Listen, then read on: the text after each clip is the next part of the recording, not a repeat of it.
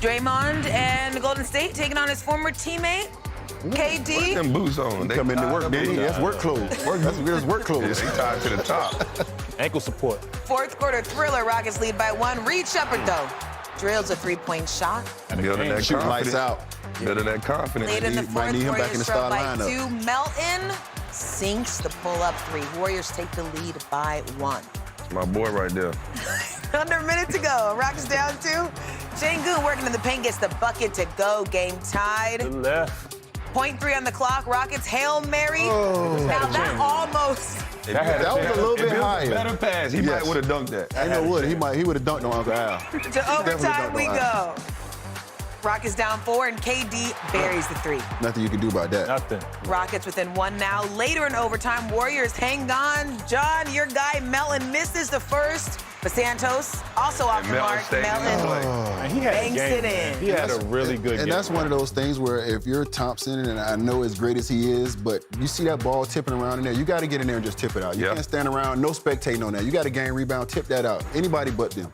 D'Anthony Melton had 23 points and 6 rebounds in the win, and Allie Clifton spoke with him afterward.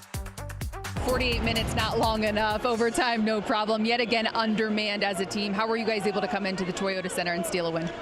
We fought. I think, next man up, I think somebody like LJ Cryer, coming in, providing 12 points off the bench is huge for us. We need those fillers.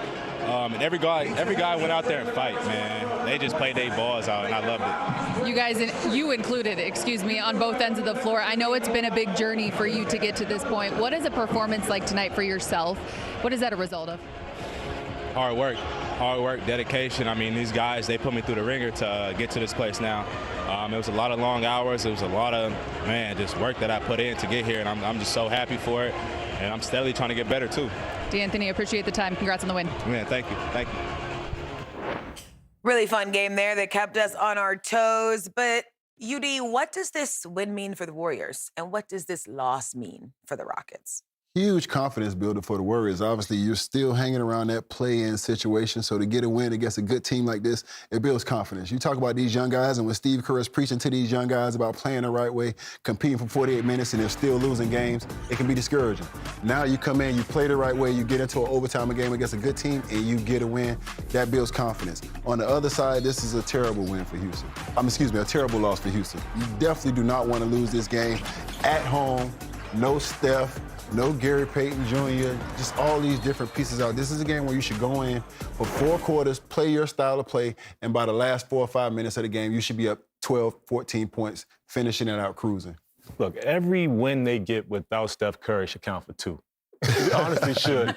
Man, look, you're going to have good games. Look, D'Anthony Melton had a great game today. Podge had a good game.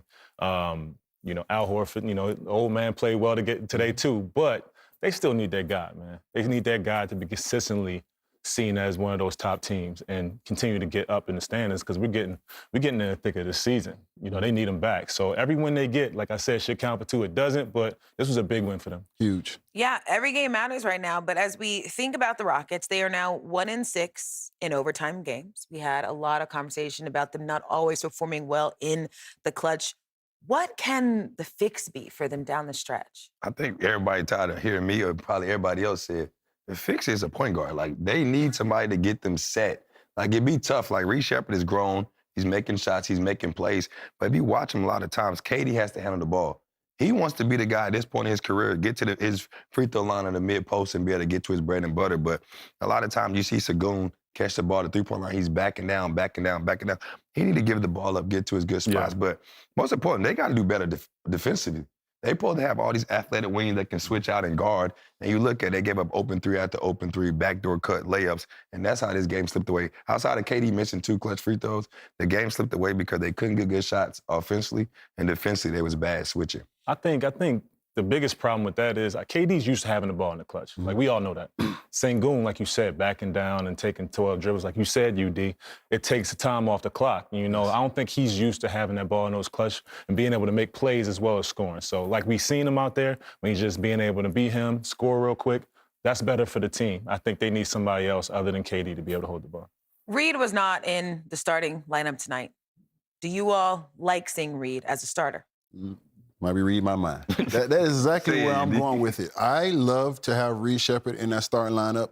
And I love to put Tari Eason coming off that bench. And I understand when you have KD and Reed on the court, then you might not have as much shooting off the bench, but you stagger those minutes. You figure out how to stagger those minutes where you have one of those guys coming in with that second unit. But I just love the spacing that Reed Shepard gives those guys in the offensive lineup, along with his playmaking that has developed. Yeah, he had a team high 30 points off the bench after starting in back-to-back games. They were plus 11 with him on the court tonight and outscored by 13 with him off. So we'll see if there's any adjustments there in the rotations going forward. I'm Taylor Rooks with NBA on Prime. Thanks so much for watching. Don't forget to hit that subscribe button to see interviews with your favorite players, experience the most exciting moments from around the league, and see what the NBA on Prime crew is up to all season long. And remember, you can hang out with us live each week during the NBA season, only on Prime.